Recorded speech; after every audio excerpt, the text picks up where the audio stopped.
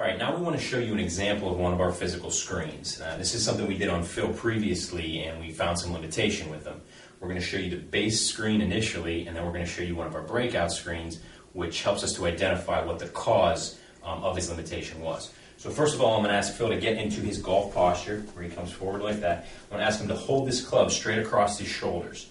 Now, this test is going to involve Phil being able to separate his pelvis, turn his hips through, simulating what he would do on his downswing without moving the upper torso. So what we're looking for is for this club not to move.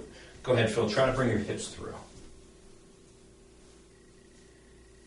Okay, go ahead and relax. As you can see, Phil has an issue separating the upper torso from the pelvis. Now what this can lead to is issues on the downswing, where he's going to lose power on his drive because he's unable to get that whipping of the towel effect on his downswing.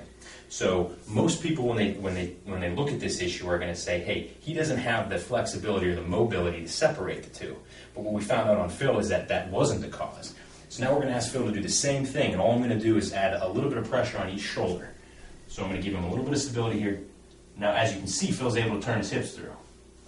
So it obviously wasn't a flexibility or mobility issue because he's able to do it. Go ahead and relax, Phil.